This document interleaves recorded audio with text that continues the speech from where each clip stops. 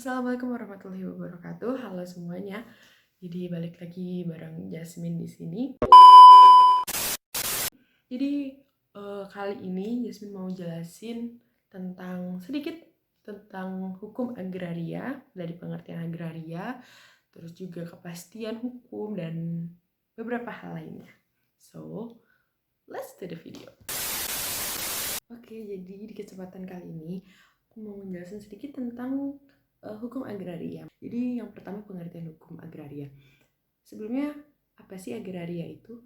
Agraria yang berasal dari kata aker dari bahasa Belanda dan agros dari bahasa Yunani berarti tanah pertanian. Atau dalam bahasa Inggris yaitu agrarian, tanah untuk pertanian. Sekarang apa itu hukum agraria?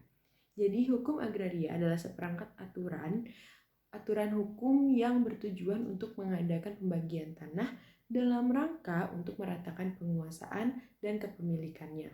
Selanjutnya, segala peraturan-peraturan yang menyangkut tentang agraria ini diatur dalam Undang-Undang Pokok Agraria atau disebut dengan UUPA. Nah, tadi kan disebutkan bahwa agraria itu adalah tanah ya, tanah pertanian. Nah, apa sih yang dimaksud dengan tanah dalam UUPA ini?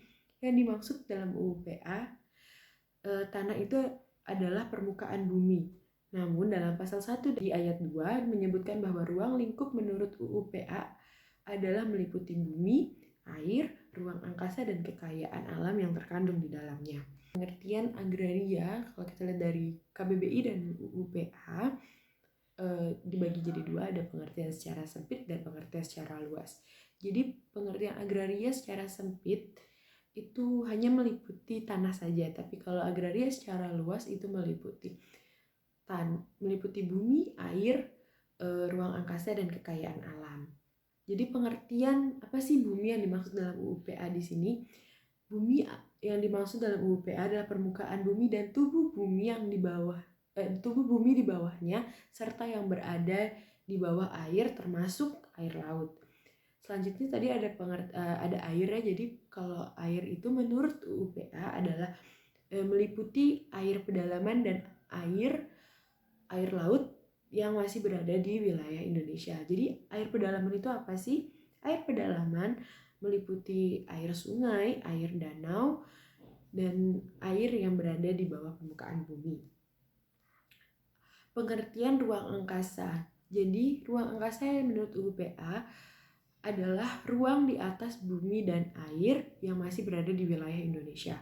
Pengertian ruang angkasa menurut pasal 48 UUPA adalah ruang di atas bumi dan air yang mengandung tenaga dan unsur-unsur yang dapat digunakan untuk usaha, memelihara perkembangan dan kesejahteraan keseluruhan bumi. Sedangkan kekayaan alam yang dimaksud di sini adalah segala kekayaan alam yang terkandung di dalamnya adalah kekayaan yang terkandung di dalam bumi, termasuk bahan galian, unsur kimia, mineral, biji, dan segala macam bentuk batuan. Selanjutnya, dasar hukum pembentukan UUPA. Dalam UUPA ini sendiri atau hukum agraria ini sendiri dibentuk berdasarkan Undang-Undang 1945 pada pasal 33 ayat 3 yang menentukan bahwa bumi, air, dan kekayaan alam yang terkandung di dalamnya dikuasai oleh negara dan dipergunakan sebesar-besarnya untuk kemakmuran rakyat. Apa sih tujuan dari pembentukan hukum agraria ini sendiri gitu? Nah, selanjutnya hukum agraria lama yang mengatur masalah bumi, air, ruang angkasa, dan kekayaan alam di wilayah Indonesia, lebih khusus mengatur tanah ya. Selama ini hukum barat yang membuat, dan itu membuat penduduk tunduk pada hukum Eropa gitu kan.